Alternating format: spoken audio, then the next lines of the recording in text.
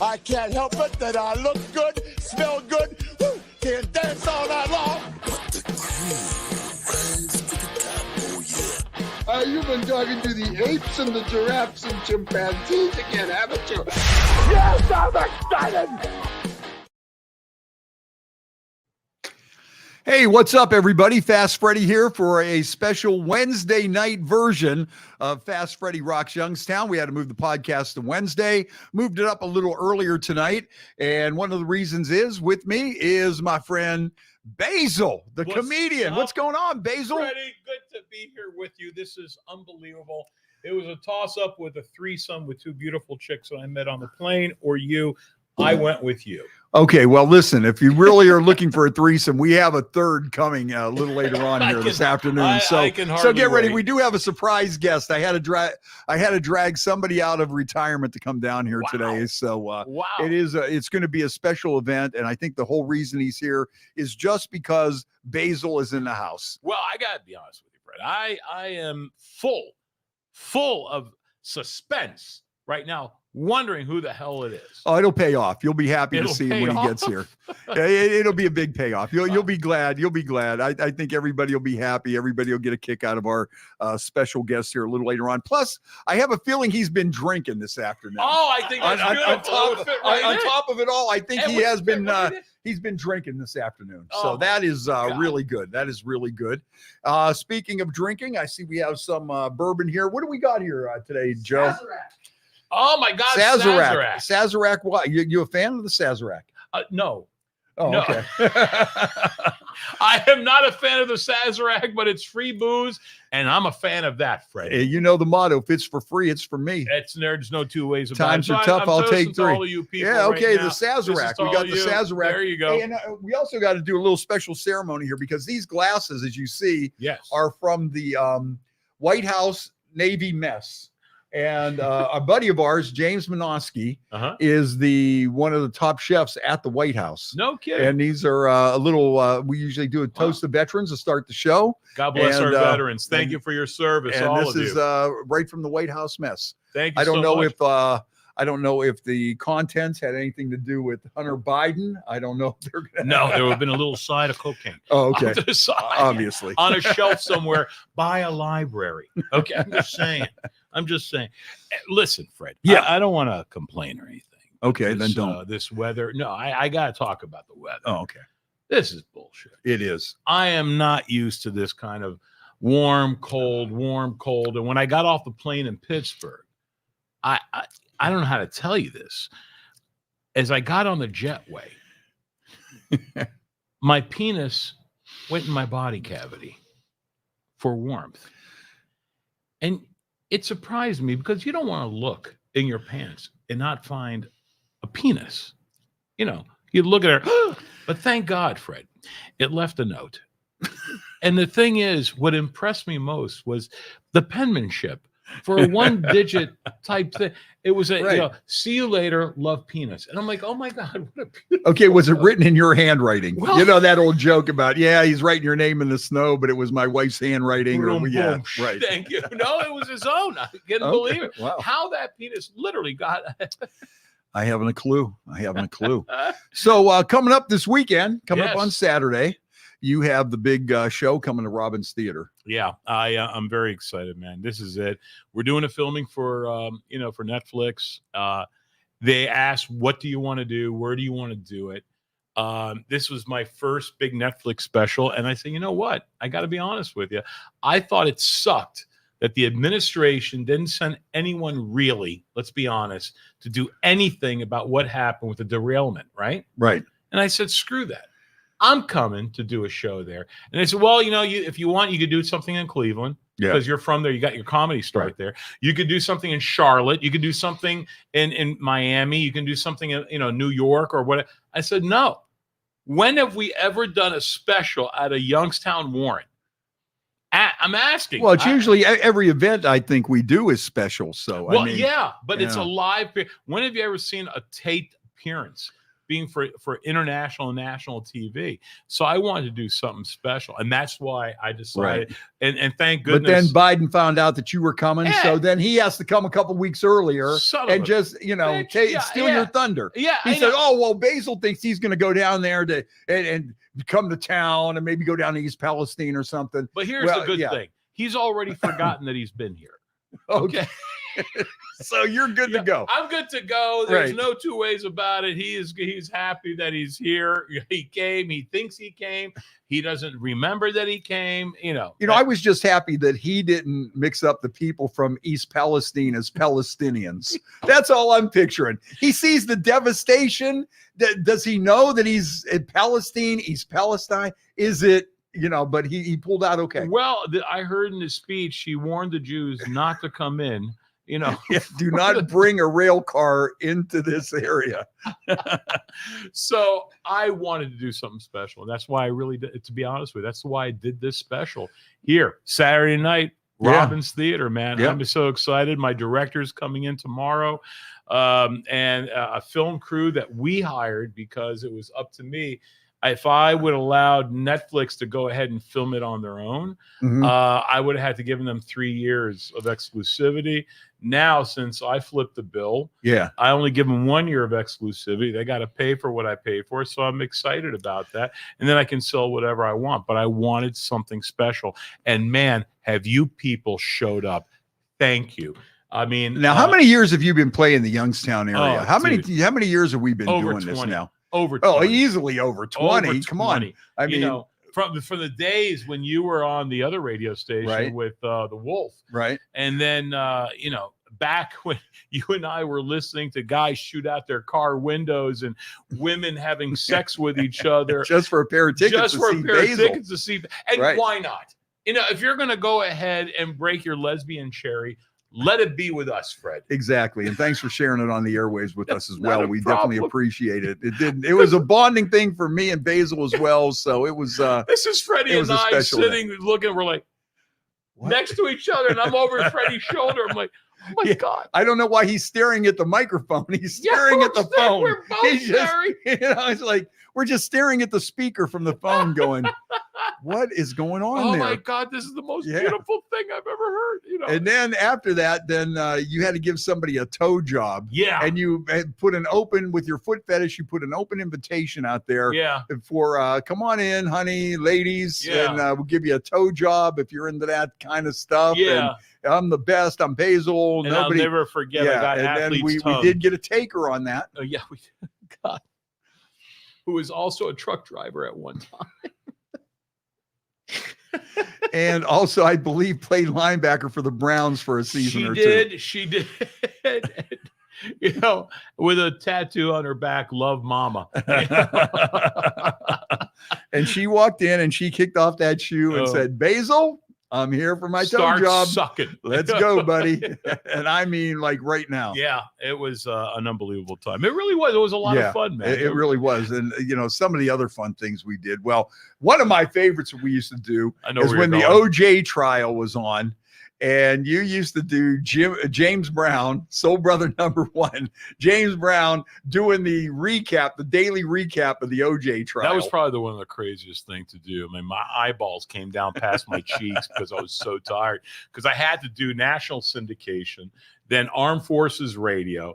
Then I had to wind up doing all the stuff. It was up at a WPLJ, if I'm allowed to use another call letters. Wound up doing that and out of New York, which was my syndicator. And then I would call you periodically. Good God almighty. Fast Freddy, let me tell you what people went down. It's in the Big Bird, Marshall Clark, along with Big Bird, Deputy Dodden, Sushi Man Hito, Sober #2, Johnny Cochran, F. the Pearl Bailey.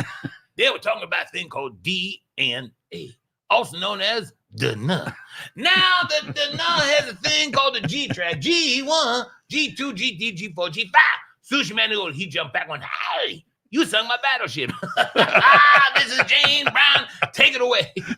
I mean, I was doing that for a whole year. Yeah, dude. Yeah, thanks to the juice, man. You made a couple extra bucks from the juice, man. Yeah, you know what? To be honest with you, I made a ton of money. It paid for a good portion of my home. It paid for furniture for my home. And it was probably one of the most magnificent things that we ever had to do. And it was fun to do. And then, listen, but you and I have been friends for so long. And I love, because I can goof with you. Yeah. I could text you for no reason whatsoever. Hey, my ass was hurting and I was thinking about you.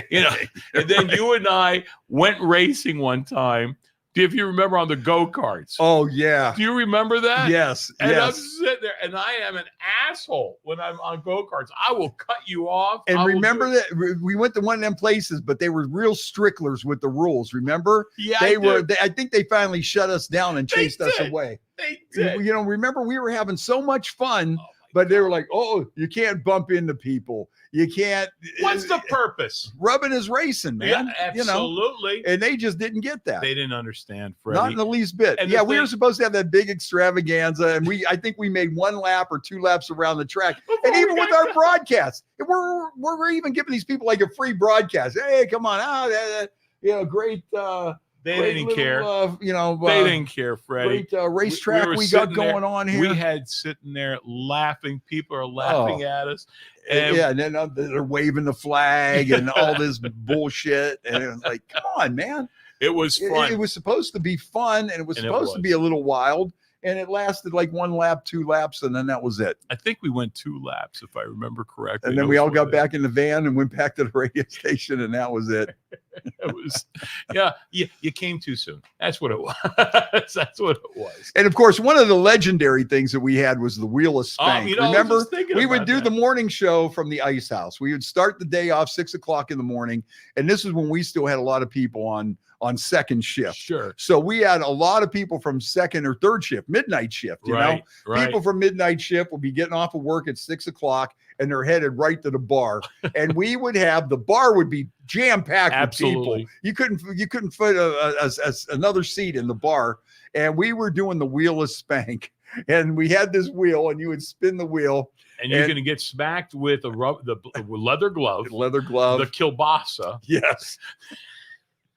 With a crop. Yeah, there was also the riding crop. A Hot Wheels track. The Hot Wheels track was my hairbrush. We had a hairbrush. Hairbrush was beautiful. And you know what? A lot of women loved us for that. They really did. And we just had this big wheel there. And you would spin the wheel and whatever you would have to take. Oh, then remember we had that one. It was like a big pizza pan. It was like that big round wooden paddle thing that they served pizza on. And they would bring that out. And some of the most romantic times I've ever had with the opposite sex was because of the wheel of spank. And I remember we had Blind Mike would come by and he would do his thing. And Blind Mike was a good guy, and you kind of felt bad for the guy because, he got into trouble with women a lot because he's just trying to hug them or something. And being blind, the poor bastard didn't know like what he was grabbing and what he was rubbing against and anything like that. And some of these women really didn't treat the poor blind guy the way that I felt that they should have, with the respect that he needed. You see what I'm saying? Especially when they found out he wasn't blind. Is that a white cane or are you just happy to see me? I don't know. Boom, thank you. Right. So anyways, remember we had him there. Although we did some stuff with him, not necessarily you and I. Yeah, you and I. But the one thing he could do really well is drive a golf ball. Believe it or not, he could drive a golf ball. Really? Yeah. Wow. I mean, he could see some shadows and stuff, but he could drive a golf ball. And we would go out to golf outings and stuff. And people didn't want to drive against them because automatically, there's a trick, right? You know that, hey, come on, let's see you can outdrive the blind guy, And after they saw him take a couple of whacks, nobody would want to get in. Yeah, on of course it, not. Who wants to lose to a blind guy? Oh, we used to do that. You know what you and I need to do? We need to do something for MDA and do some type of a bike-a-thon. And go ahead, raise money for MDA. I do it with the bikers down in Wilmington, North Carolina. I do it with the bikers down in Myrtle Beach, South Carolina, and Charleston. we got to do something up here. Raise money for MDA. Yeah, that'd be fun. And then because it's a drink fest, it's a lot of fun. It truly is. Well, do we have to have booze to have fun? I mean, is that but it's something that you have to do? Does helps. Booze have to be involved? Do we have to cheapen these events with alcohol, or can we just go out there and have a good time? And yeah, we got to cheapen it. We've got to cheapen it. We got to take it down a level. Well, for me, look, it's always nice to have a couple. It loosens you up, right? It's just fun. I'm not saying get drunk because you don't want to get on a bike when you're drunk. Please don't ever do that, or behind the wheel of a vehicle. And I am not promoting that in any way. So please be careful and drink responsibly whenever you do go. And I mean this with all sincerity. I've lost one too many friends. So what is your drink of choice? What do you like to sip on? When I'm smoking a cigar, Ouzo. No, I'm not into. Listen, I love Ouzo, but the thing is, I'll only have it very, very limited. For the Greeks out there, I love Tsipuro or Raki, which is the erection. What's the erection? The erection. It's Raki. No, the erection. No, it's not an erection. It's Raki. You idiot. You okay. are so you are so white. It hurts. So Raki and Tsipuro. Okay. Which Raki and Tsipuro, it's homemade stuff, man. Mm-hmm. And it's made from grapes and it's like really delicious. And there is a company that sells great Tsipuro and Raki here. What is it, like a wine or is it a flavored liqueur? No, it's almost like rot gut. Oh, okay. Okay. It's almost like Greek moonshine. Right. But it's smooth. Like one time I had, I wound up having moonshine, real moonshine. Yeah. I did an event for a friend of mine in Pittsburgh. And he goes, you ever have some cherries that have been in moonshine for a while? Oh, love them. And I'm like, no. And I never had that before. Yeah. And I had about 3 or 4. Yeah. And then we went out for chili. And this is in Cincinnati. Okay. And while there, I literally had a dream that Jesus knocked down my door and beat the crap out of me. Now, what was it, from the moonshine cherries or the chili? I think the combination of the two. Okay. This is God's way of saying, don't do that again. Yeah. So I wound up like that's it. But the thing is, I love a good chili. Is there a good place that sells chili? I don't know. See, I'm not a chili fan. Really? Really? Yeah. Wow. Yeah. And I would have given anything that you love chili. Why? Because I'm just sitting here. No, because I know the way. After another.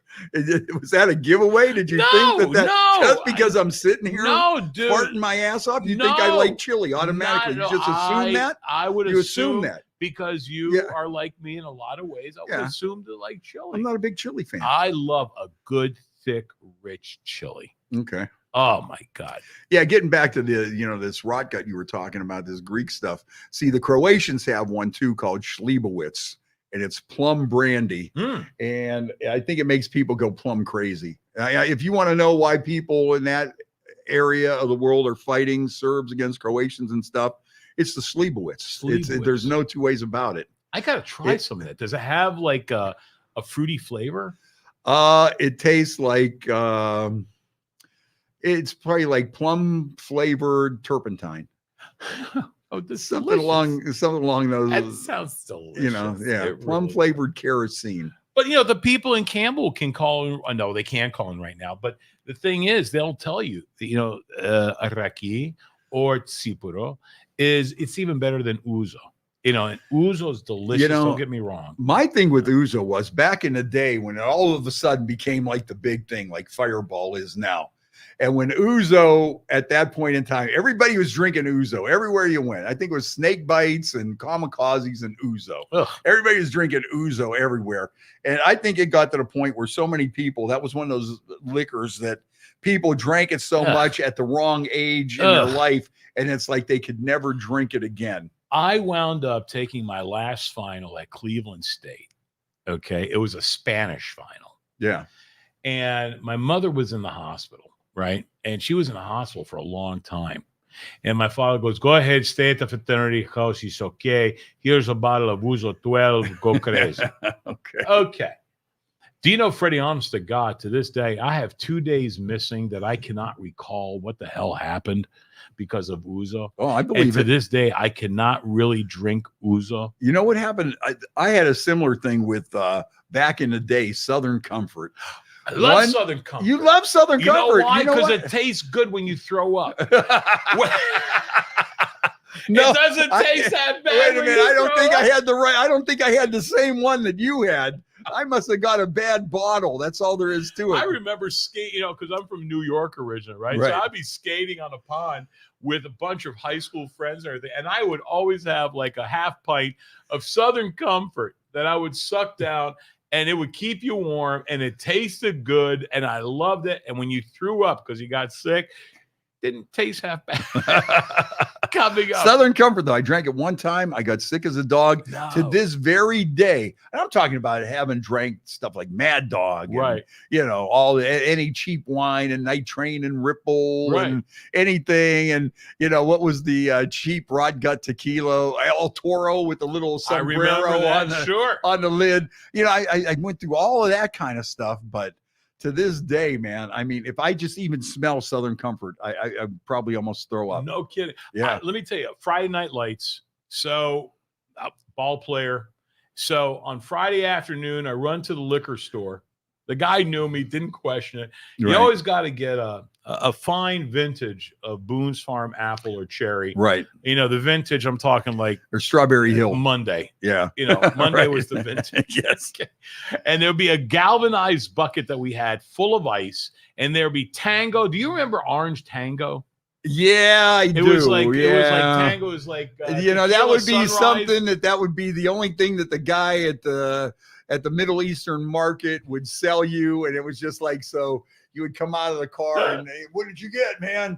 I got a Schlitz malt liquor and 2 bottles of this Orange Tango. I love Tango, man. It was delicious, and that was my booze for after the game. Got showered, took out my date wherever party we were, and that's what I drank. And it would be 4 bottles of whatever in this galvanized bucket, covered with tin foil, and that was it, bro. That was the date for that night, Friday night after the game. Yeah. Oh, yeah. Those were the days. Win or lose. Absolutely. Okay. So so it didn't matter. You didn't get something a little more upscale. That's not what you went and said. Give me the Mad Dog. No, but I do. Give me the real Colt 45 instead of the Mickey's wide mounts. I never drank a Colt 45. It works every time. Didn't you ever see it? It works every time. Colt really? 45 works every time. I remember the commercials. Yeah. But who's on that? Billy D. Williams? Billy D. Williams. Billy D. Williams. Did the commercials back in the 70s. Oh, yeah. And I was like, then Schlitz malt liquor too. Remember they had the Schlitz Bull. And remember it would, somebody would walk in and say, I'd like a Schlitz malt liquor. And then the bull would go berserk and I don't remember that up. one, but I think it's all regional. What was really big? For me, as far as the beer, I used to like Tuborg. Yeah. Do you remember the Danish beer Tuborg? I remember it, right. Oh my God. That thing had so much alcohol. That and Moosehead.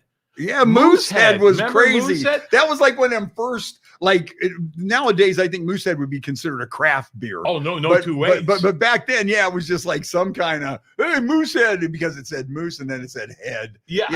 Hey, you didn't say, hey, give me some head, you know. Absolutely. And, and right. of course, and I wind up doing the voice of Bullwinkle, right? The Moosehead. I loved Moosehead. Do a little Bullwinkle. Oh It's your signature. Well, you know Come what? on. I've been doing Bullwinkle now, I think 17 years for Universal Systems. Yeah. And, there's no new Bullwinkle cartoons, but there are always Bullwinkle announcements. Yeah. And the only time I would use Bullwinkle is in the middle of, sex with a woman, just to slow things down. Because the women today, you women who are listening right now are crazy. You want someone to spank you, pull your hair, talk to her. I can't do that. I'm making love. She's like, talk to me now. I don't want to talk. Talk to me right now. Please, talk to me right now. Oh, screw me, you crazy bitch. See what I'm saying? It slows it down. Yeah. Say my name. Say my name. I've been doing that. And one of the best times I ever had. Do you remember there was a series of Taco Bell commercials of Rocky and Bullwinkle? Vaguely. Probably about 15, 17 years ago. So I got the job to play Bullwinkle. Bill Scott died. Yeah. And so they had me, and it was with June Foray, who was the voice of Rocket J. Squirrel. Uh-huh. And she was probably 4'0". Yeah. Okay. Great pipes as far as her voice with all the character work that she did. Looked like she was a lady, but with a mouth of a sailor, you know? And I'm sitting there laughing, and I'm literally trying to get this verbiage down. You get burritos and tacos and Theo, and I would screw up the line over and over. Yeah. Finally, this beautiful, wonderful woman would sit there, and Rocket J. Squirrel would go, "Okay, smoke, Bullwinkle. Hey, hope you can get this fucking line right so we can get this shit out of here so we can go drinking." "Well, fuck you, you little squirrel." And back and forth. And I have the original dat. I will never send it to you. You have to come. That has got to be hilarious. It was literally 4 minutes of her and I going back at each other. And she said, "That was funny, kid. That was real funny. I really enjoyed that." Yeah. And the director, it was a couple of directors, a couple of producers, and then there was a guy who was working the board, laughing their asses off. And he threw me the dat. And he goes, and it was back then, it was digital tape, right? Yeah, yeah. And he goes, "Here, kid, have this. You'll never have that again." Oh, that is awesome. You know, man. so I do have it. Yeah. I still have it, but I will not push it because of June Foray and how wonderful she was. Yeah. And she was an icon. She was an icon. That's really crazy. Absolutely. So what does that have to do with all these cheap beers and stuff we were talking about? Well, you know, we got off on a tangent. Bullwinkle from Moosehead. Absolutely. That's where we took the turn. And actually, I wound up doing some Moosehead commercials out in Canada. I played a guy named Frenchy Farquhar. Oh, geez. And so my hair was crazy. It was out to here, curly as like, and it was funny. And we did it off of Toronto Island. And did the commercials, and I loved every second of it. But I love Moose. Remember Little Kings? Oh, Little Kings. That used to be a college thing. If you went to college in like 74, 73, anywhere in all that the way area, to like early 80s. Yeah, Little Kings. Yeah, Little Kings out of Cincinnati. People used to go crazy for that. Well, you know what else used to be big too around here? Jenny Cream Ale. Oh, I love that. You know, that was an underage drink. Jenny Cream Ale. Anything that was Bach. If you had Bach beer, yes. It was extra alcohol in there. And it was perfect, man. You didn't get bloated. You just got drunk. Yeah, Bach beer. Oh, my God. But then, you know, you look back at all the different beers you had back then, too. Like Stroh's was big. And Iron City and Duquesne and Kohler's and POC. And what was that one out of Pittsburgh? Iron City. Yeah. Iron City, man. It's still going strong. Is that still going strong? Oh, yeah. It's still a Pittsburgh tradition. No shit. Oh, yeah. When you're at the Buccos game, when you're at the Steelers game, you got to get an iron, you know. Oh, my God. That wasn't half bad. No, it really wasn't. It still isn't. It's okay. Is it okay? You know? Well, you know what's crazy now that the whole beer thing has shifted and you have all these craft breweries and stuff. Now, all of a sudden, like these little local breweries are cool again. You know what I mean? It's like, oh, that's an Iron City. I got to try that. Or, well, you know what? You know, all these different cities have their beers. What do they call that? What's the one they drink at the Cubs games all the time? That Honey Brown. No, not Honey Brown. Not Old School. It's Old something. What do they drink at the Cubs games? Old.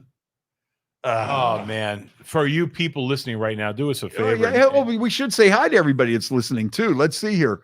We got Ben checking in from Australia. Hey, Ben. What's going on, man? We got listeners all the way in Australia today. Yeah, well, Ben, what's his last name? Does it say? Yeah.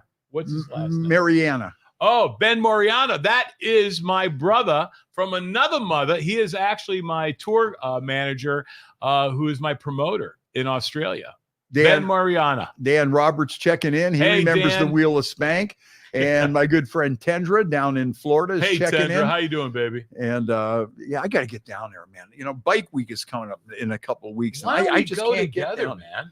I'll tell you, man, it is the most awesome time. It is so fun. Maybe in October for Biketoberfest. You know what?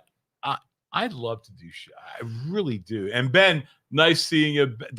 Dan, listen, man, we're going to go to lunch, I promise you, or at least go and grab some coffee. And for all the people who are listening right now, I love all you because, listen, I can't believe we have my Australian people. Yeah. Ben Mariana is actually my promoter. who does my. I was just in Australia, and we did like 6.5 weeks in Australia, where I was doing my comedy in Greek. It was the Greek comedy show, the Growing Up Greek. The Greek comedy show, and you're on tour of Australia. Yeah, we went to Australia. There's a lot of Greeks over there. So we were. Well, see, all this time you've been telling me you were big down under, and I never believed you. Yeah, well, I always thought you were thinking I was under a skirt, but it was actually, no. Yeah, Ben Mariana and.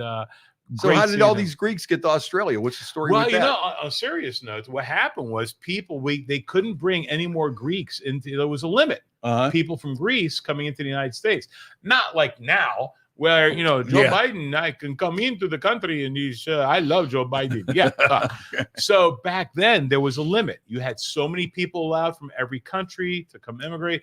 They would wind up vetting them, checking them out, making sure you had to have a sponsor, all that stuff. So what happened in America after a while, because so many Greeks were coming over, they went to other places. They went to the UK. They went to South Africa. They went to Australia, different places for a better life and for wonderful work. And you know what? God bless them, man. They did a great.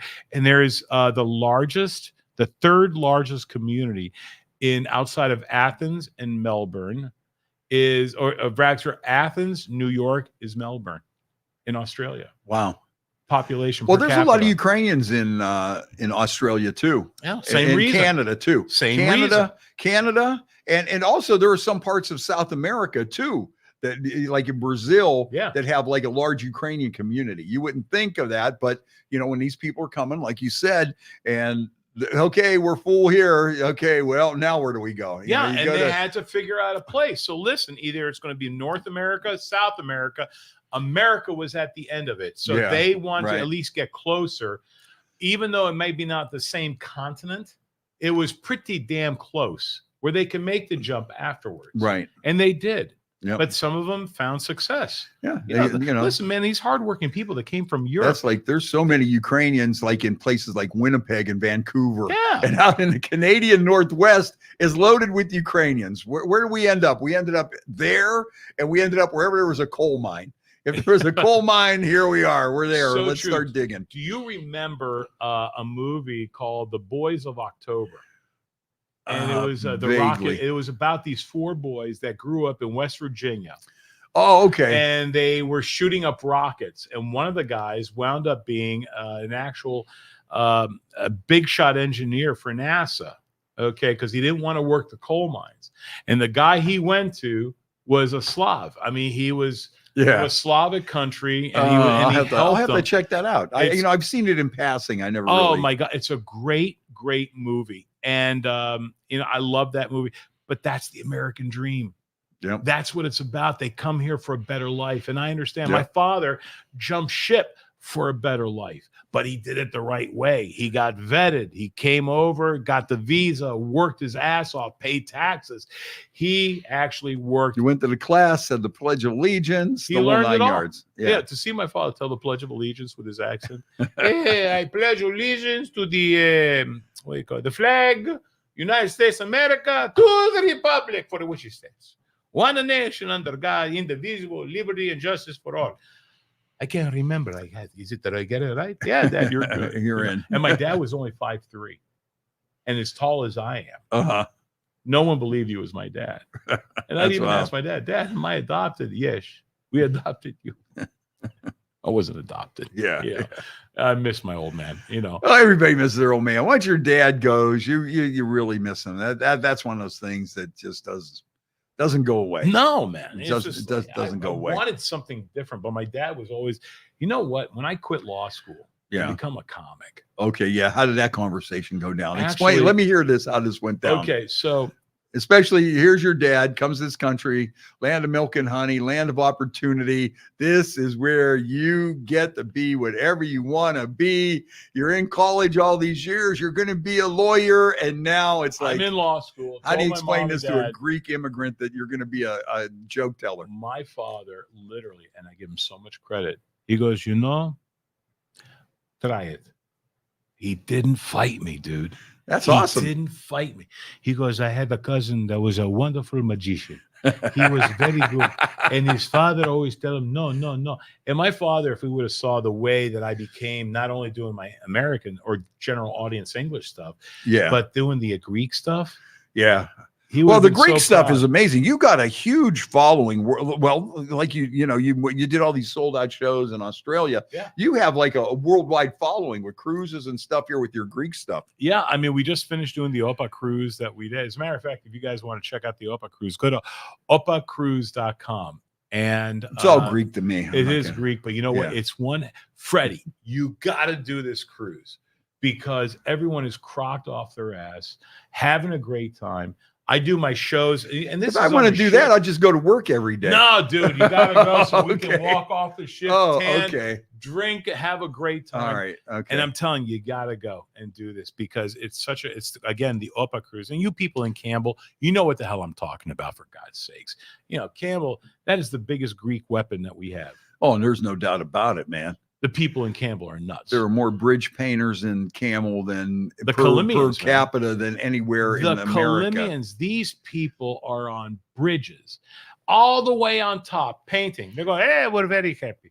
And, they're just painting away, doing their thing. Yeah. The Colombians, they're crazy. But you know what? Chlamydians.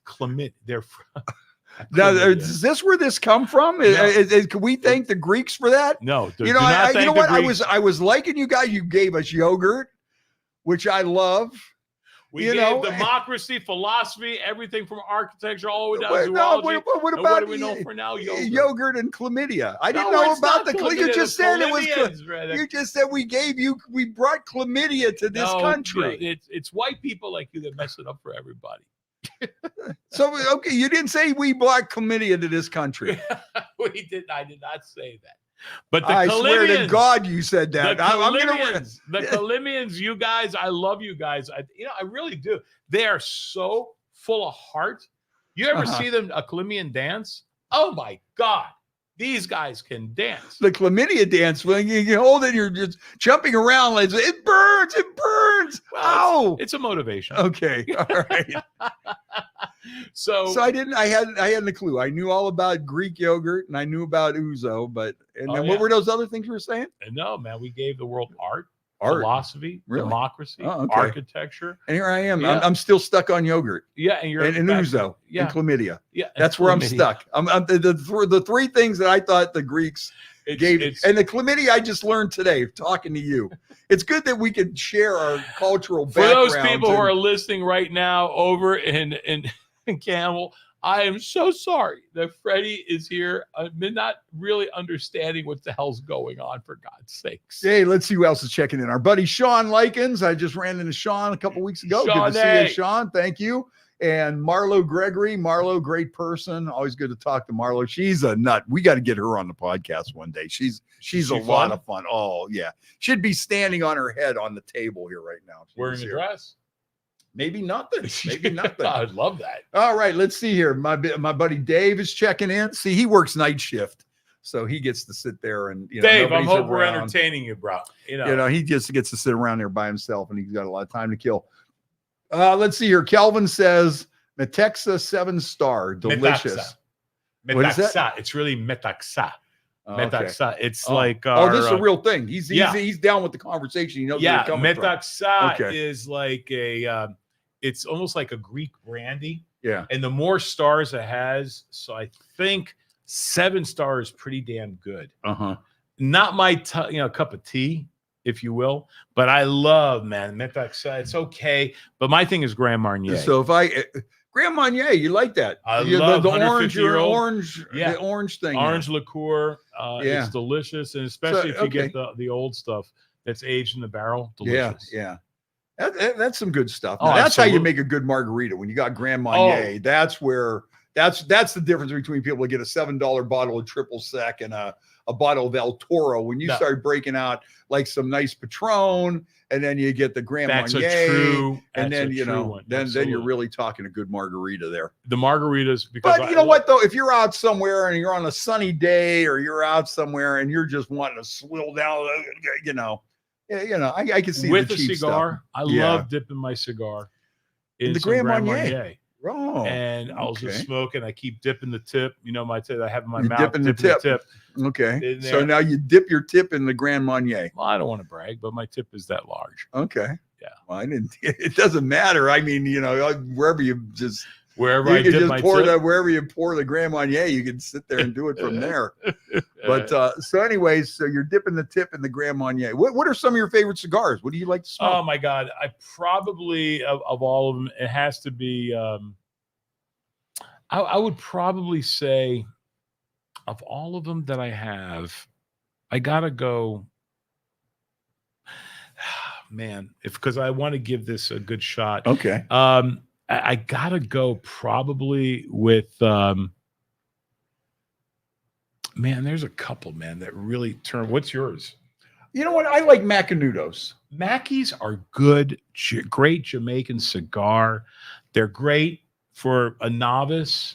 Yeah, I'm not that big of a. I know what you're saying. No, I'm not that big as a cigar guy. Yeah. But you know what? Or whatever, anybody gives me something good. Somebody will come up and say, "Dude, you got to try this," or "Dude, the problem, you know, it's all about the draw, the taste, and the freshness.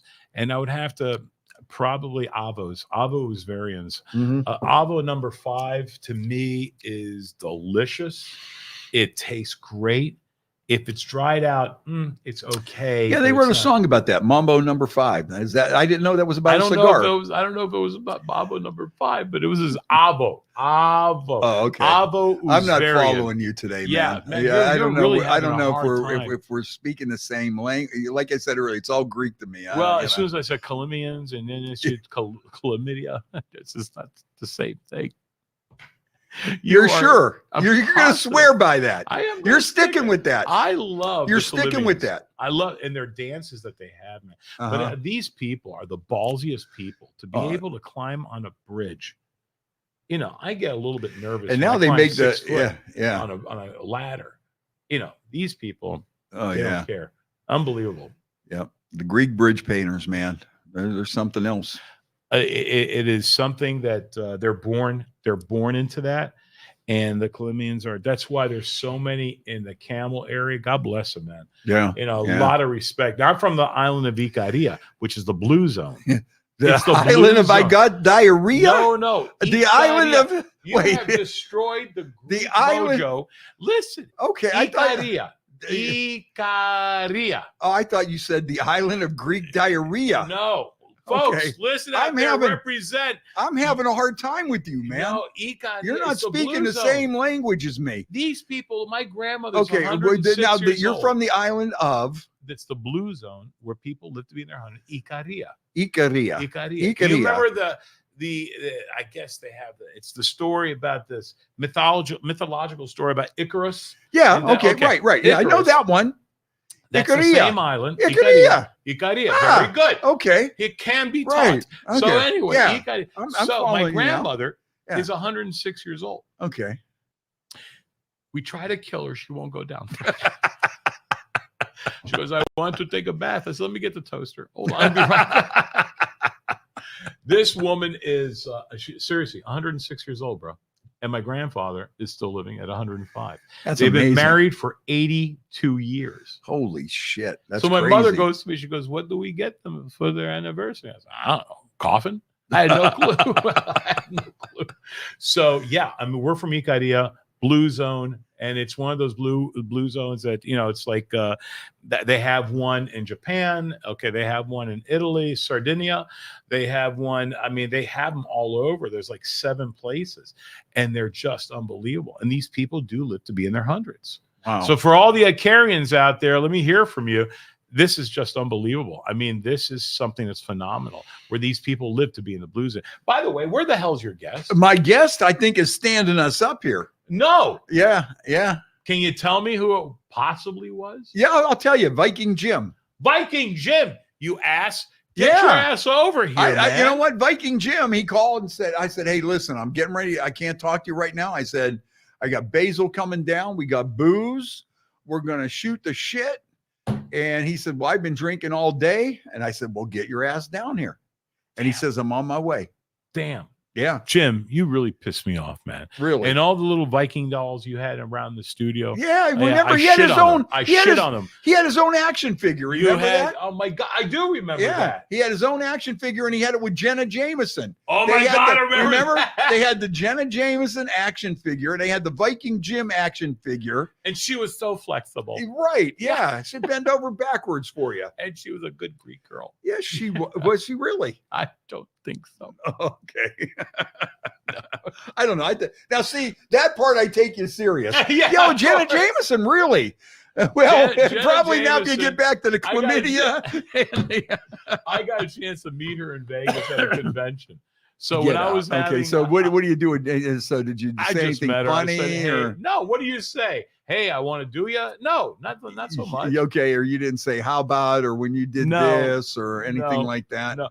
The one thing I will tell you is who's the porn star that's porn star trivia now. No, well, we need Viking here now. Who's the guy who's been back in the day? Johnny Wad. Not Johnny Wad. But however, John Holmes. That is Johnny Wad. Holmes. Johnny. But you know, Ron Jeremy. Ron Jeremy. Yeah, he's all screwed up. Yeah. The sad thing is, when he was younger, he looks like me. That's the sad thing. You know, and it was ridiculous. I'm like, I did a double take. Yeah, I'm like, is that me? He's in really bad shape. He's like got dementia and stuff, but he's got like 80 sexual harassment charges against him that he's dealing with and all this stuff. And the guy's got dementia. He don't even know who he is anymore. And so probably you look down at the dong and you would and he's still, from what I heard, extremely well hung. Probably, you know, and here's the thing. I was and listen, I am not here to make fun of anybody that has any of these abuses or anything like that. This is not the purpose. Okay. No. But the one woman said that he said that Ron Jeremy said to her, "Come here. I want to show you something." All right. Now, if Ron Jeremy comes up to you and says, "Hey, I want to show you something," what in the world do you think that Ron Jeremy is going to want to show you? Hey, excuse me. I don't know. You know, hey, come in this bedroom here. I want to show you something. And the thing is, out of curiosity, you gotta go. A picture of his puppy, you know. A picture of his puppy. Hey, look at this. You know, to me, John Holmes, of course, was always the one. Well, as a matter of fact, if I remember, you were with Ernest Angley, the famous preacher, and who eulogized. Right. Yes, you were at the actual eulogy of Johnny Wad, John Holmes, with Ernest Angley from the Cathedral Tomorrow in Akron. Great memory. Yeah, I remember this. I remember, and I quote, when Ernest Angley said, "John was a big man. A big man who touched people in a way they never been touched before. Oh, he led a long, hard life. And in the words of Linda Lovelace of Deep Throat fame, and I quote, she said this about John." I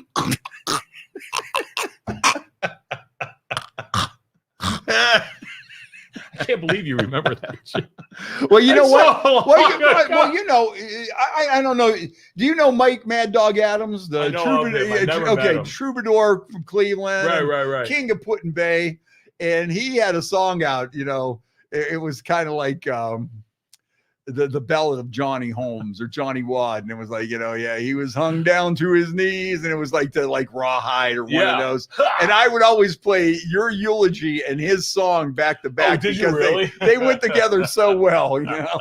And it's not like he was. I have not done that. Something that he pleased, and he was hung down to his knees, and then I would combine the two, and it was just so perfect. I mean, I remember when Linda Lovelace first came out, and that was the big movie Deep Throat, right?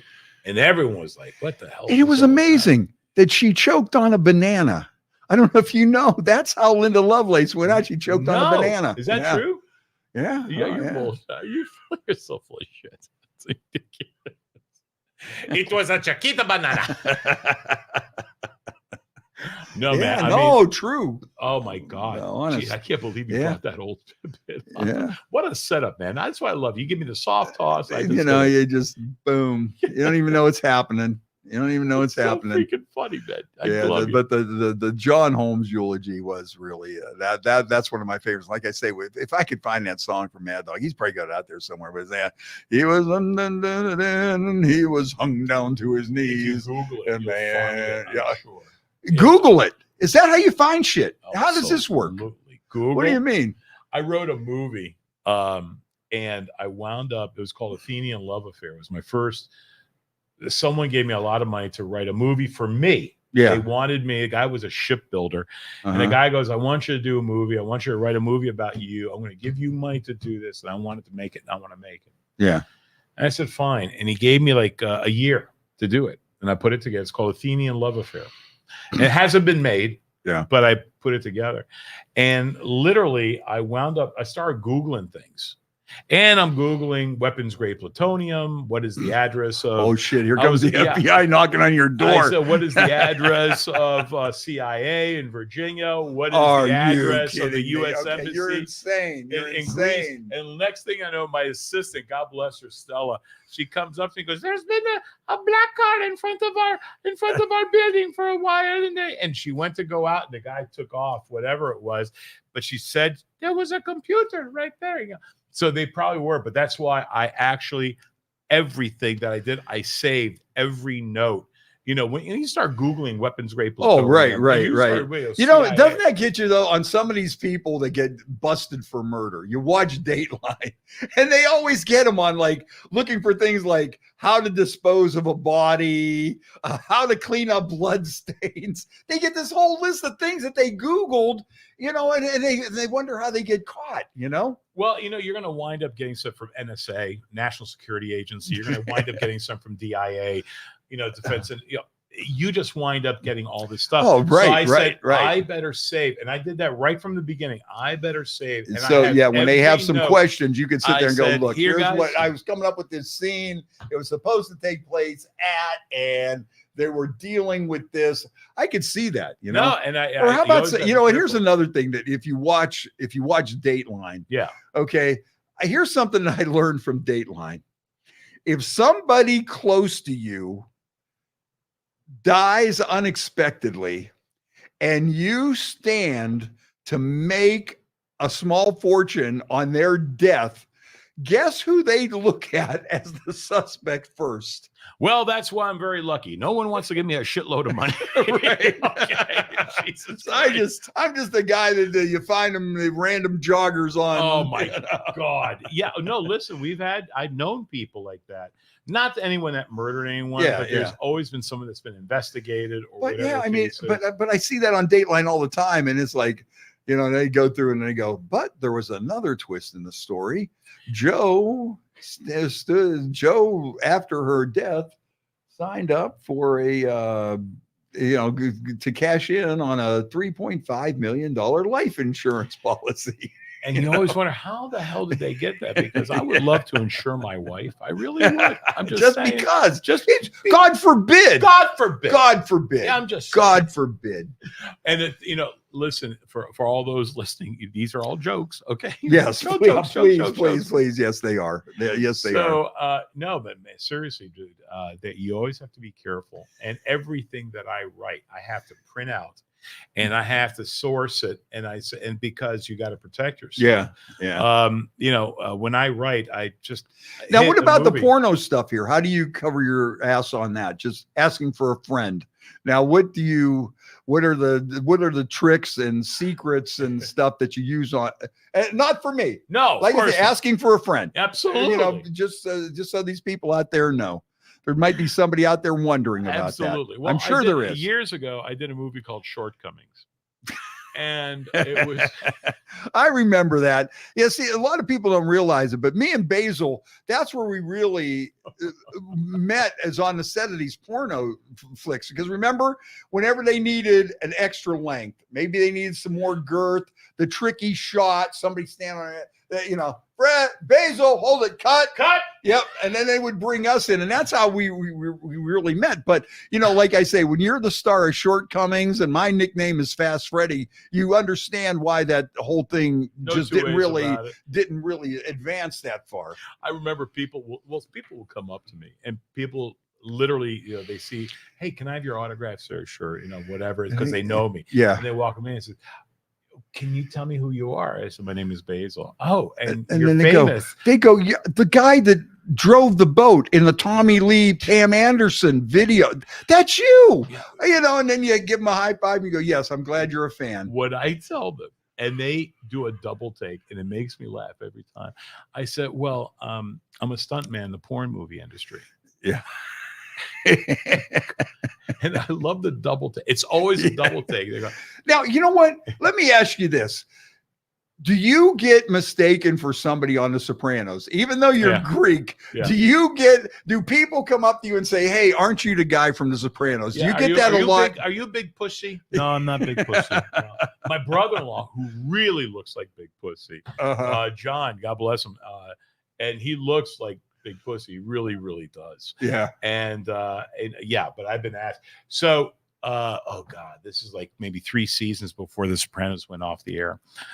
They wanted a Greek type of mafiosa to come in, and I auditioned for that.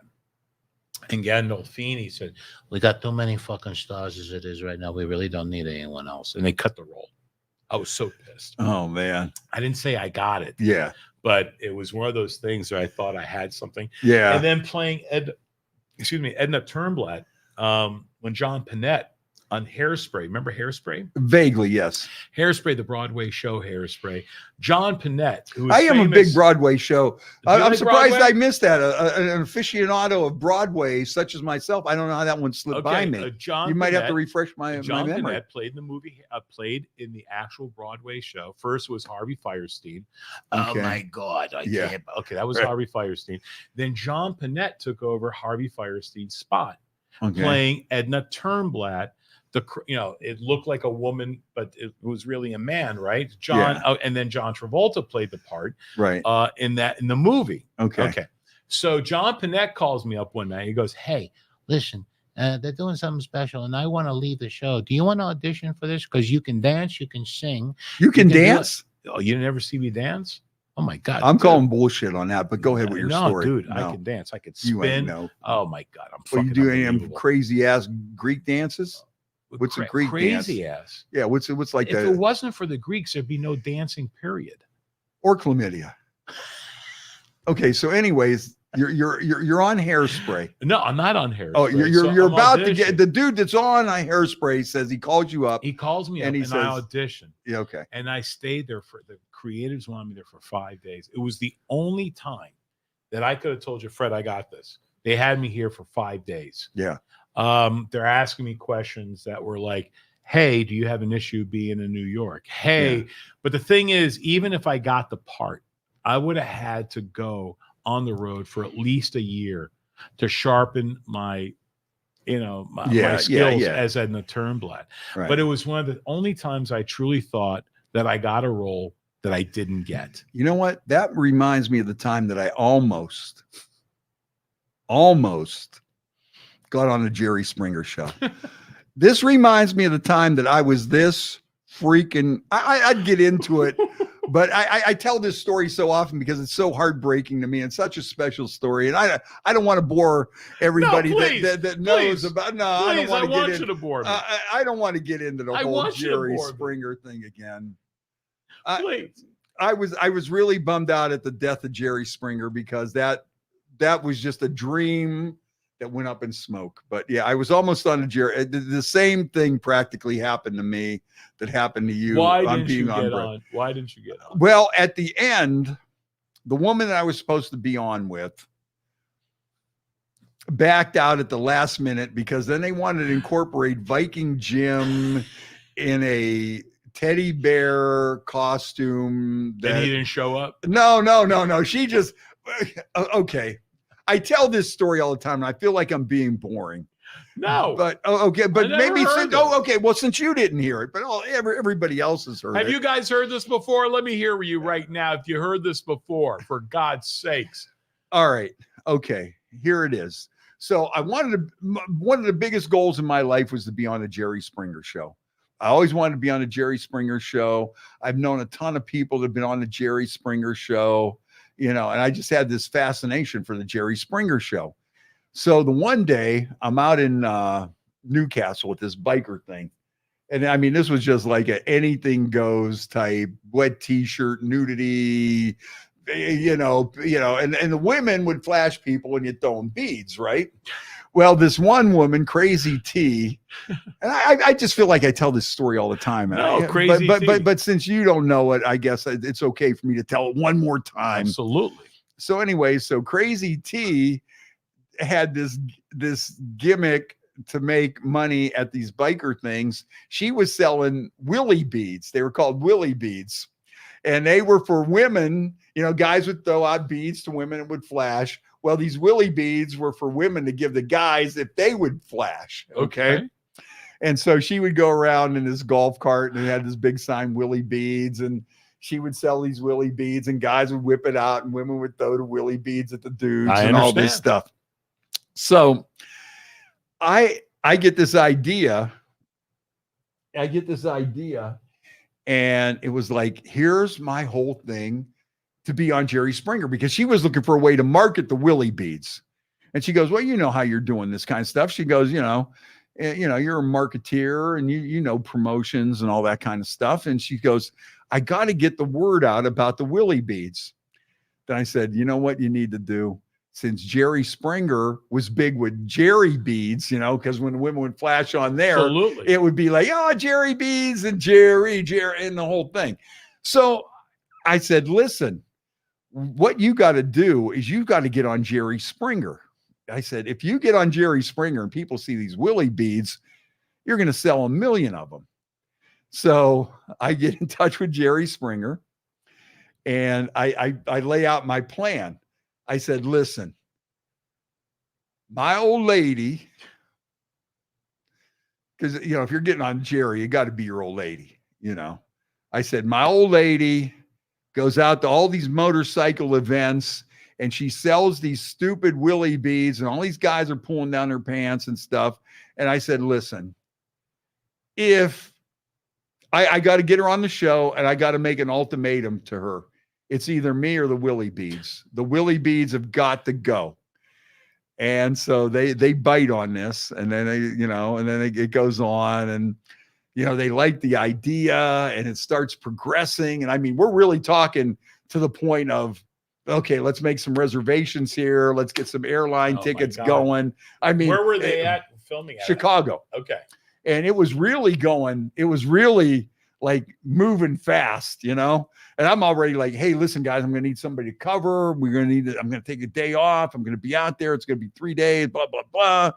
And we're getting on. And then they introduced the Viking Jim Angle with the teddy bear costume, and he comes out or something. And hey, if you don't want the lady with the teddy bear with the willy beads, I'm more than happy to jump in. And she says, yeah, I got something else to tell you. Thanks for helping me with the willy beads, but I'm into something else anyways. And then Viking Jim comes out in the teddy bear costume or whatever. And we were this close. You think you were close with Hairspray? Did Hairspray call you and say, hey, listen, how many teeth are you missing? How many tattoos do you have? No. Did they ask you that at all? No. Anywhere down there? Not so much. But I can feel for you. That's why we bond, because you and I shared that similar experience. With you, it was Hairspray to be on Broadway, and with me, it was to be on Jerry Springer with the willy beads, Crazy T and her willy beads. Well, you see how it's like we're in a parallel universe, man. It's just like we're in the same kind of, that show business stuff. As wonderful as your story was, in the comparison between a hit Broadway show that was many Tony Awards and everything versus Jerry Springer and the Woolly Beads. There's so many comparisons. It is. That's why I feel what you were saying when you were telling me that story there. But the funny part with Panette, because John, if you remember John, he was the guy that they kicked him out of the Chinese buffet. You eat too much. You gotta go to Chinese buffet. Right. You gotta go. Okay, yes, that's yes, John Panette. yes. So John is telling me, he says, "Okay, Baze, listen, they pay you $10,000 a week. Okay, you gotta do 7 shows. You're dark on Monday. Okay, you do 7 shows, 2 on Sunday. You do a matinee and an evening show, and you're off Monday. And they give you, I'll never forget, he goes, they give you a 3,000 square foot apartment. 3,000 square foot apartment. And the best thing of all, now you remember how big John was, right? Yeah. There is a raised pizza downstairs." See, that's like me. That was the best part. We told that's you like there's a raised pizza. with this whole thing. They say they come and pick you up in the trailer park with a limo. Okay. They fly you to Chicago and you're allowed to drink as much as you can. You can drink as much as you would like. Oh, of course. And when you get backstage, you can also drink as much. They have no rules about how much you could drink to be on the Jerry Springer show. That's beautiful. And then when you're done, they open the backstage door and they give you a kick in the ass and you're done. I think that's beautiful. But yeah, it's kind of like the whole thing with Broadway and Hairspray and everything. And I mean, that was my knocking at the door of fame. Absolutely. Yeah. And everyone will always say, "Didn't you do the Willie Beats?" Yeah. That was you on there. Who was the other guy that was the loudmouth, the big mouth, the guy who was always he was like back in the 80s. Oh, Morton Downey Jr. maybe. That's it. Remember him? He ended up smoking himself to death. Remember that? That guy used to be a chain smoker. But yeah, he used to always be the one to bring in a Klansman, and the guy would come up there. How about the Midget Clan? Let me tell. I got connections to the Midget Clan. No, don't tell me that. See, you know what? I hate that. I feel like I'm telling these stories because I tell them so often, and I feel like I'm just repeating myself. Folks, it was the funniest thing. Yes, that was. I think they filmed. I don't have any proof of this, but I think they filmed some of the scenes from the Midget Clan out at our old radio station on Webb Road. No. If I had to bet, they did. Now, the Midget Clan, because one of our guys that we had was a member of the Midget Clan. He might even been the main dude. Now, see, we used to do these Jerry Springer viewing parties, okay? And we would go to the Ice House, and people that were on Springer for real, we would have them sitting there. No, and I didn't know this. We would have the episode on, and these people would meet the stars of the Springer show and stuff.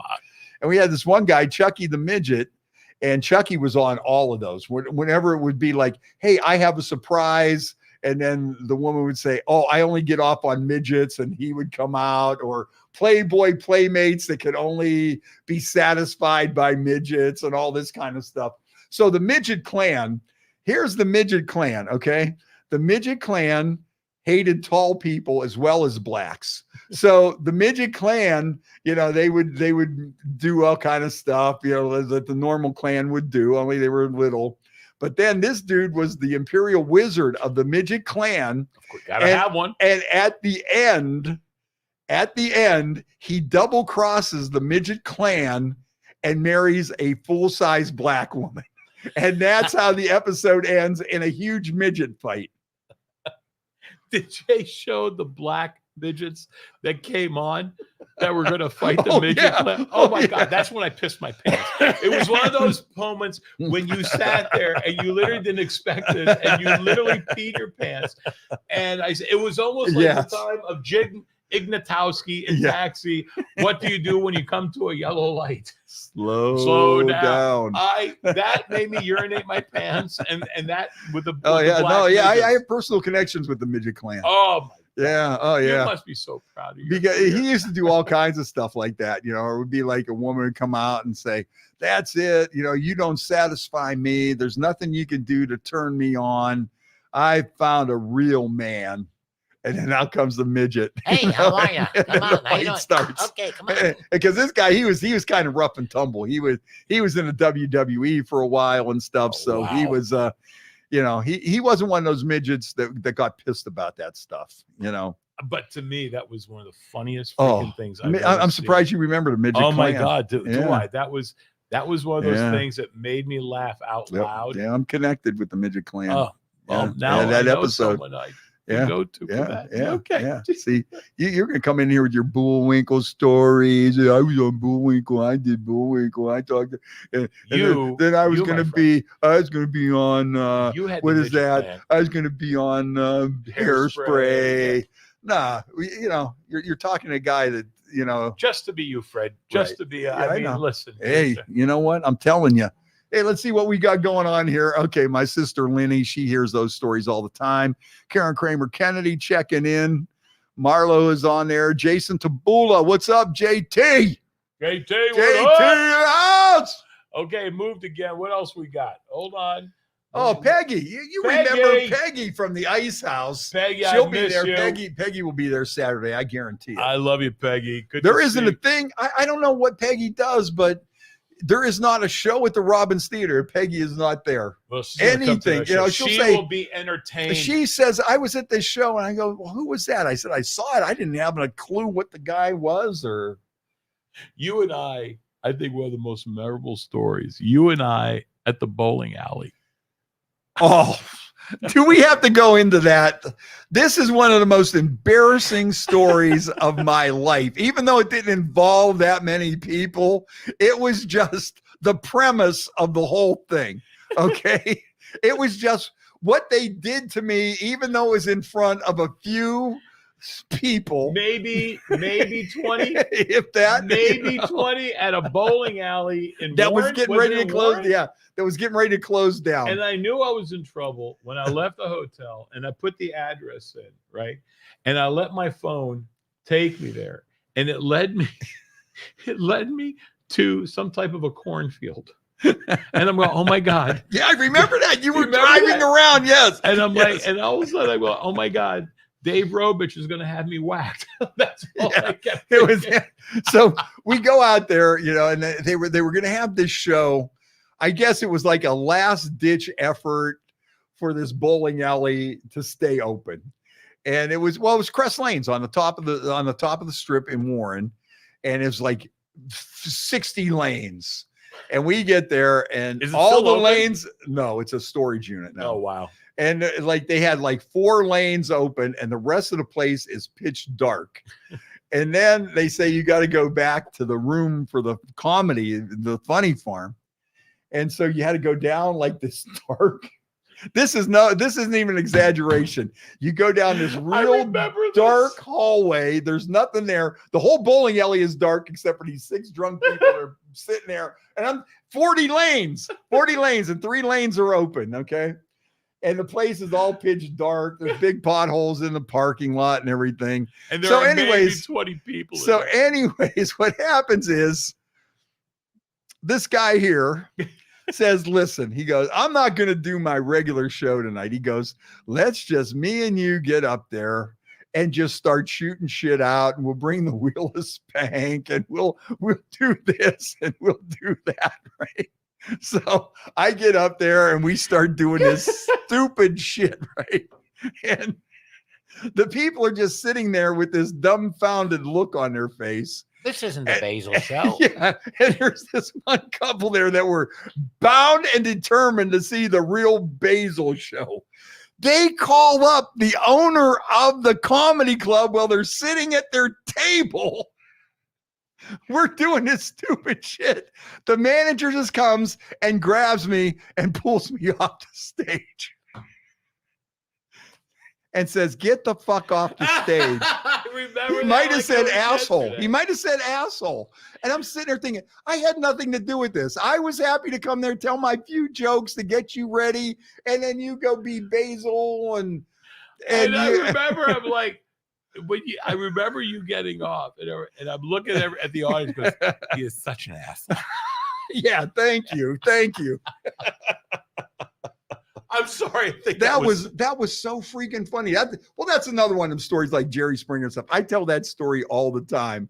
I mean, when they just actually come up and they just grab you by your arm and pull you off and I wasn't resisting. They could have just went in the back and went, Fred. And I would have got it. Yeah. Hey, come here, dude. Okay. Hey, Baze, let me go see what these. You continue to spin the wheel of spank. Oh no, they wanted you off. Maybe you could smack somebody's ass with a pepperoni here while I go talk to this dude. Let me see what this asshole wants. I'm not above that. Let me tell you, I know you're not. I thought you were just going to jump right in there and keep it rolling. With the salami, and I thought you were going to keep the whole thing rolling, but it didn't. It didn't quite pan out that way. No, it didn't. It was probably one of the funniest moments that you and I hugged each other and laughed. That was a classic. Oh my God. You know, it just the way that whole thing was set up. You know, I mean, we're just sitting. To me, listen. The thing of live performances, and I mean this in a serious way, it's beautiful. Live performances are always beautiful. When you do a live performance with a friend like Fred, who have known each other, we've known each other at least 25 years, longer than that. You know. And you and I have always laughed with each other, laughed at each other. We have always done something that was always a little bit like, holy shit. The wheel of spank, you know, the Hot Wheels track, this and that. We have done so many crazy. And Fred was saying, I got an idea. Okay, tell me. And you know what? Okay, now this got to go. And this is another one. Now I feel like we're just these old guys sitting here. But this is it. You know, for people that don't know Basile, or you don't know us, or you haven't heard these stories, this is also the classic, okay? Because you hear us talking about all this goofy, crazy shit. And then, you know, we got the blind guy eating a cake or whatever, you know, we got all this crazy stuff going on. But then Chrissy Patrick, who was just like, who was in with us, you know, the whole time too, throwing her own, you know, hilarious spin on things to begin with. But then when Basile opened for Elaine Boozler at the Your Performing Arts Center. And she had never seen Basile. All she knew is it was this asshole that's coming in with the wheel of spank. And, you know, she didn't know what was going on, but there was something there and she didn't care because she's there, you know, looking for a hairbrush or rounding up the Hot Wheel track and lining the people up to get spanked or whatever, you know.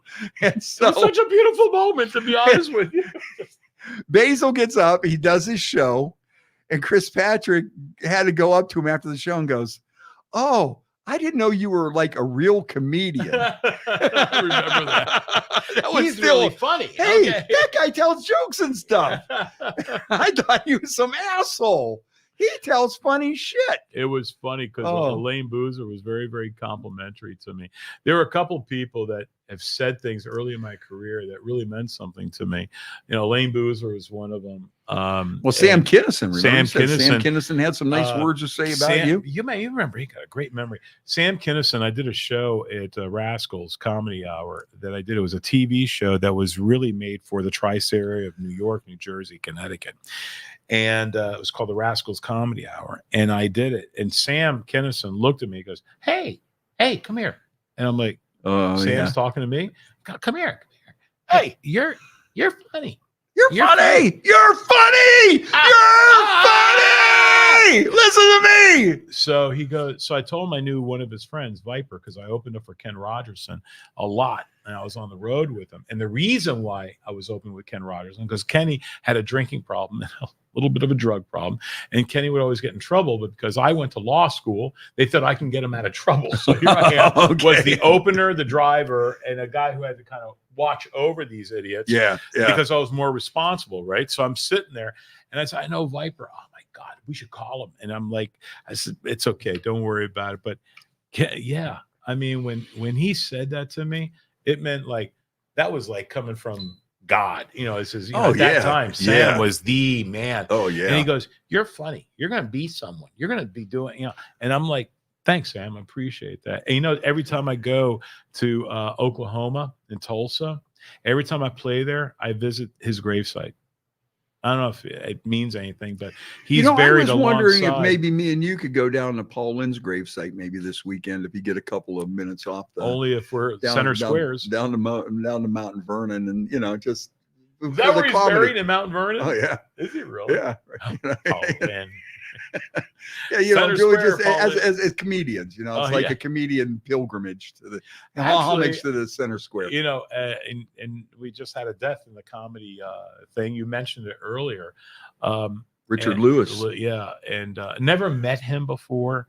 I was going to ask you that. Yeah, I never met him before, but he was very, very funny. Always played the insecure guy. I don't know. Maybe I should. I don't know if we go. Hey, Yeah. Very, very funny cat. Had his own. I'll tell you what. I'm sorry to see Curb Your Enthusiasm as it's in its final season too. Yeah. I really like that show. I think Larry David is so funny. And it makes you feel so uncomfortable Yes. watching that show. I'm like, oh yes. It's like, I don't know if I want to watch this because it felt so uncomfortable. He just takes it right to that limit, man. Oh my God. So funny. So damn funny.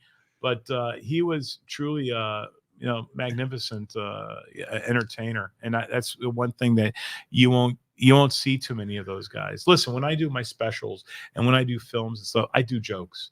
I do jokes that make sense, that I bring the audience in. And that's what they did. They brought the audience in. They felt his insecurities. They felt all that stuff. And it's really, really cool to see. And I'm sorry he's entertaining up to the big guy. Right. With all the great ones. Absolutely. Well, what do you think? You ready to wrap this thing up? Do we have some fun here today? Man, dude, this has been so much fun. And I'm sorry that Viking. Yeah, you know what? Yeah, we're gonna have to talk to Viking Jim. We're gonna have to call Viking him Jim. out. I said, Dave, Viking Jim, you're an ass. He really is. No, he is. You know what? You don't stand up, Basile. Yeah, no, do you know, what? Yeah, do you know it's like Mo Green? Yeah. You're like Mo Green. Shit, now I'm gonna get a bullet in the eye. Thank you very much. You're such an ass. No, but that whenever you hear the "you know who I am," that's always the first thing. You know who I am. I'm Mo Green. Oh my God! Bam! You get a bullet in the eye. I don't want to go down that way. Okay, but I'm just saying though, he should show you some kind of respect. That's the respect you get from Viking Jim. We get a internationally known comedian star that was almost in Hairspray, and you don't show up to pay a little homage, to have a drink. You cannot have a drink with Basile. You know what does that tell you about a person like that? There's no respect. And to be honest with you, he's going to be swimming with the fish a little bit later. I'm just saying, things are going to happen. We're going to do him.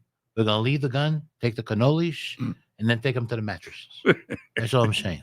There you go. Now, how do you like that, Viking Jim? Yeah. And I'm going to be somewhere tomorrow. I don't know where the hell I'm going to be, but I'm going to probably go somewhere in Campbell and just go ahead and have some fun and get some Greek pastry. Yeah, why don't you, man? I want to send a shout out to Mary Patini. Oh, Mary, she's going to be at the show. Mary's a great person. I love Mary. Mary's the one who basically started the Greek thing.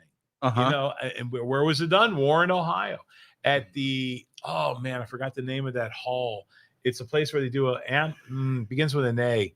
They have weddings there. They have all that stuff there at this hall, and they have a booze thing there, and they bring out food, and they have like some long tables. I don't know, man. And a stage. They have like a stage where you could stand up on and say your shit. Beautiful. But she's the one who really started the growing up Greek in America thing. Yeah, where people start, and we filmed it. I said, let's film it and see what happens. Yeah, I spent $2,500 back then. Yeah, and the combined thing, we sold over 1 million VHS, DVDs, and CDs. Is that something? Of that series of that growing up. I tell you what, you really did hit it with that thing, man. I mean, that it was. I got to come and see you in Tarpon Springs one time. I was. You know what? I saw you. You were in Palm Harbor, and I was going to send my son down. He had something going on, but and Tarpon, man, it's Greek Central. Oh yeah. Did you ever dive for a sponge? You ever dive for a sponge? No, although you would think I would, but that's what I was thinking. Yeah. Yes, I don't dive for sponges. You don't really? No, I don't. SpongeBob maybe, but okay. Sponges. All right. You don't die. Is that like a Greek thing? I don't dive for I don't sponges. dive for sponges. Bitch. Yeah. You gotta end bitch with that. What's the Greek word for bitch? What do you what's the equivalent like? I don't dive for the for Greeks sponges. out there. What is the equivalent to the word bitch? Butana vre butana puise. Okay, that sounds like it. That sounds like it means something. Bitch, whore, whatever. Yeah. But it's something that I don't usually. So what Greek words should I know? Is there anything that I need to know that would get me through my day? I am gonna give you a phrase that my yaya, my grandmother, tell me. Oh, so this is a good one. Okay. So it's vre, malakismeno. Malakimeno? No, not malaki. Roll malakismeno. Malakismeno. Plasma. Plasma. Vre malakismeno plasma. Okay. Let's say it one more Vre time. malakizmeno Plasma. plasma. Plasma, like plasma almost. Yeah, Plasma, it's but like plasma. you soft thing. Vre, you soft thing. Malaki, now say malaka, then you're a jerk off. But malakizmeno, That's a good thing. it means that you're soft. So if you're saying that to a woman, it's a compliment. Vre butana, ela donasodosomia. Like, hey, you little whore, let me give you one. Okay, that's the one I need That's to the know. one you need to right, know. right. Write that down for Yeah. me a little bit. Write that down so I And know to that be honest with you, for phonetically. all the Greeks out there, έλα σε περιμένω, θα έχουμε το μεγάλο πρόγραμμα για το Netflix. Θα σε περιμένουμε Σαββάτο στις 8 η ώρα. Ο Βασίλης έρχεται να κάνει το αγγλικό πρόγραμμα for Netflix. Why do I think he was talking about me? No, I wasn't. You weren't? Don Fred. Okay, you There's weren't no talking real- about no. me. You weren't There's like, no you know. real word for Fred. Okay, so are you like one of them guys that, you know, when you and your Greek buddies get together and somebody can't, and you're talking about other people and Oh, stuff? no two ways about it. I am definitely one of those guys. That's you. I would sit there. Vreto malakis menoplasma. All right, one more funny Basile story, then we're gonna go because I got more work to do back at the radio station. I'm not even serious. done You gotta yet. go back. Oh, Wow, yeah, I gotta go to yeah. my hotel. Well, see, that's the problem when you start at 2. When you get there at 3 wow. o'clock, then you got to stay until Wow, 3 to 11, dude, 3 to 12. dude. You It's, know. it's you know, But that's the problem about being a night owl, though. You're a night owl, right? You don't Yeah, get you know up. what? Are you up early or yeah, are you really? yeah. Yeah, right. you're not like this one of these guys that gets up at 2 and then No, the starts the crack of day noon. and No. and then you get done with the show and it's 1, 2, 3 o'clock. Especially and you go now to bed. because I got got one of my directors coming in tomorrow night. I got to get ready for the for the filming, so we got to block Sam out Kinison everything. didn't do it that way. No, Sam He just used to showed be up. balls out. Yeah, Yeah. no, So, you ain't no Sam Kinison, but no, okay. but you know what I'm saying. Yeah, I know what you're saying. Yeah, But Fred, things are Ron different. White. I don't think Ron White goes to bed early. That's why Ron White is 19 and look how old he looks.